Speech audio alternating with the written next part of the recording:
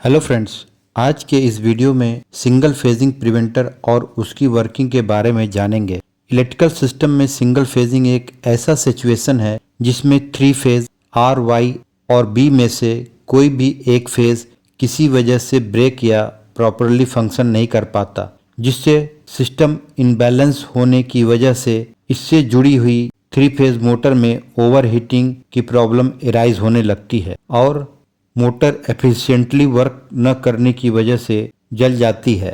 Mainly phase break की वजह किसी एक फ्यूज का बर्न आउट हो जाना या किसी भी फेज का एक वायर कट हो जाना होता है। फ्रेंड्स, स्क्रीन पर आपको एक सिंगल फेजिंग प्रिवेंटर डिवाइस दिख रहा है जो तीनों फेज की वोल्टेज को कंटिन्यूअसली मॉनिटर करता रहता है और सिंगल फेजिंग फेलियर को डिटेक्ट करके इक्विपमेंट जैसे मोटर की ऑपरेशन को रोकता है, जिससे मोटर पोटेंशियल डैमेज से बच सके। सिंगल फेजिंग प्रिवेंटर को सर्विस में लेने से पहले हमें क्या चेक करना चाहिए, आगे इस वीडियो में देखेंगे। सिंगल फेजिंग प्रिवेंटर में mainly supply terminal R, Y, B और एक नॉर्मली ओपन ऑक्सिलरी कॉन्टेक्ट होता है जिसमें ग्रे वायर का यूज किया जाता है। प्रिवेंटर की सप्लाई टर्मिनल को थ्री फेज 440 वोल्ट एसी से जोड़ा जाता है जो कि तीनों फेज की कंटिन्यूअसली मॉनिटर करता रहता है।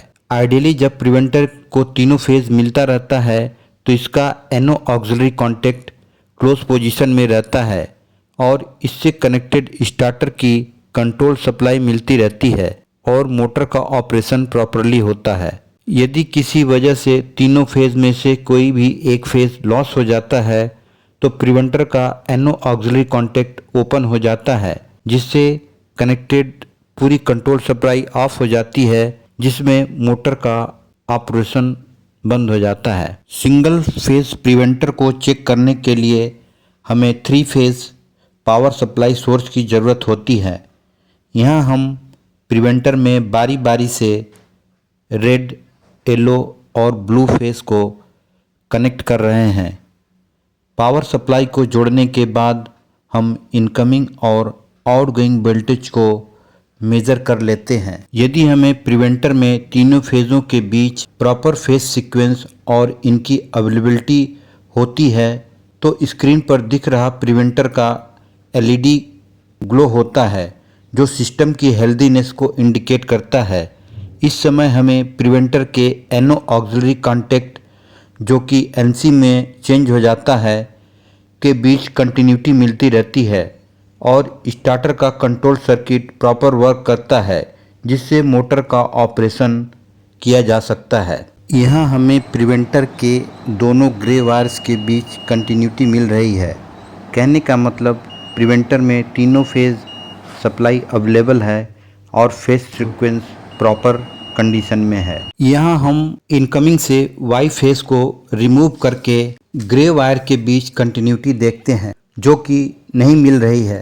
कहने का मतलब यहाँ वाई फेज लॉस्ट होने की वजह से सिंगल फेजिंग की सिचुएशन एराइज हो गई है और प्रिवेंटर में एलईडी ग्लो होना भी बंद हो जाता है जो सिस्टम की अनहेल्दीनेस को इंडिकेट करता है। इस तरह ग्रे वायर के थ्रू स्टार्टर में मिल रही कंट्रोल सप्लाई मिलना बंद हो जाती है और मोटर पोटेंशियल डैमेज से बच जाती है। इस तरह से बारी बारी से इनकमिंग सप्लाई के ब्लू और रेड फेस को भी रिमूव करके यदि हम दोनों ग्रे वायर्स के बीच कंटिन्यूटी देखते हैं तो हमें नहीं मिलती। इससे हमें यह पता चला कि किसी वजह से फेज लॉस्ट होने पर ग्रे वायर्स के थ्रू स्टार्टर की कॉन्टेक्टर को मिल रही कंट्रोल सप्लाई बंद हो जाती है, जिससे लाइन और लोड टर्मिनल के बीच कंटिन्यूटी ब्रेक हो जाती है और मोटर बंद हो जाता है। इसके अलावा single phasing preventer over voltage, under voltage, over frequency, under frequency से भी इलेक्ट्रिकल सर्किट को प्रोटेक्ट करता है। फ्रेंड्स, आज की वीडियो में बस इतना ही। मिलते हैं अगले नए वीडियो के साथ। Thanks for watching.